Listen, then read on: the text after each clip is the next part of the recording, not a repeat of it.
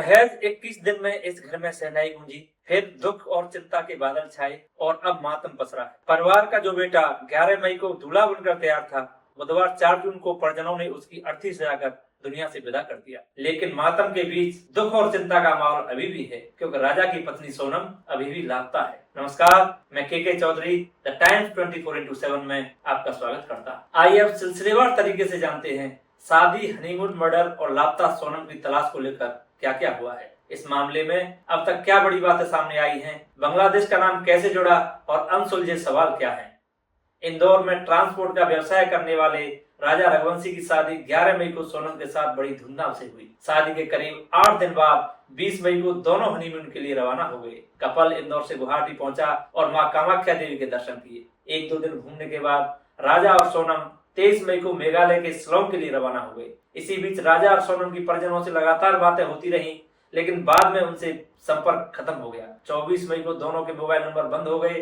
काफी इंतजार और प्रयास के बाद भी दोनों से परिवार का कोई संपर्क नहीं हो सका। इसके बाद इंदौर से सोनम के भाई गोविंद और राजा के भाई विपिन शिलोंग पहुंचे और पुलिस के साथ मिलकर दोनों की तलाश शुरू की। 24-25 मई के बाद से शिलोंग पुलिस समेत प्रशासन की अन्य टीमें राजा और सोनम की तलाश में जुटी रही, लेकिन सफलता नहीं मिली।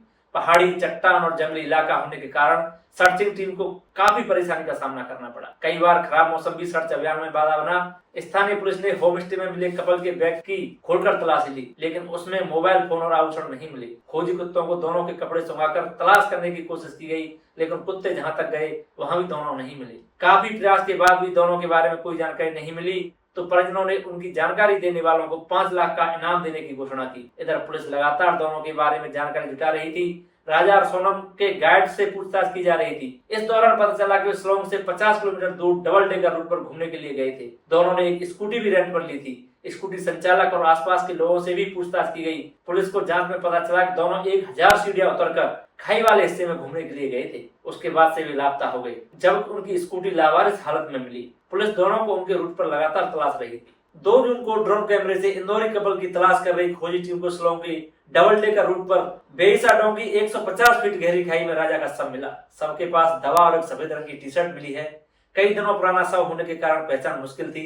राजा के भाई विपिन ने शव की पहचान की। उसके हाथ पर नाम भी गुदा हुआ था। शव पर चोट के काफी निशान थे। पुलिस ने पहचान के बाद शव पोस्टमार्टम के लिए भेज दिया।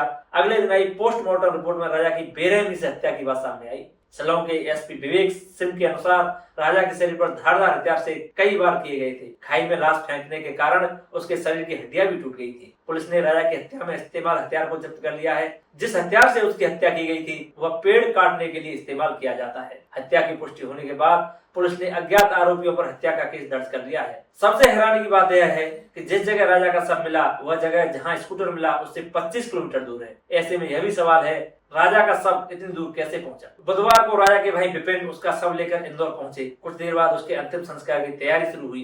परिजनों ने मामले की सीबीआई जांच कराने की मांग की और अपने घर पर एक पोस्टर लगाया जिस पर लिखा था, मैं मरा नहीं, मारा गया। राजा की अंतिम यात्रा में सैकड़ों लोग शामिल हुए। इस दौरान लोगों ने इंसाफ चाहिए और सीबीआई की जांच चाहिए जैसे नारे लगाकर न्याय की मांग की। उधर शिलोंग में पुलिस सोनम की तलाश कर रही है। सोनम के भाई गोविंद खोजी दल के साथ जुड़े हुए हैं। खोजी दल की टीम ने ड्रोन और डॉग का सहारा भी लिया।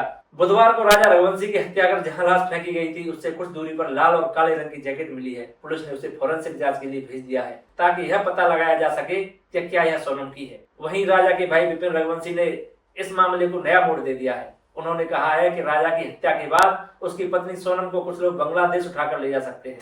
वहां इससे पहले भी कई कपल लापता हुए हैं। ऐसे में से लेकर अब और भी सवाल खड़े हो गए हैं। ऐसे में बांग्लादेशी कनेक्शन जुड़ने से इस कहानी ने एक नया मोड़ ले लिया है। इस कहानी से जुड़ी पल पल अपडेट जानने के लिए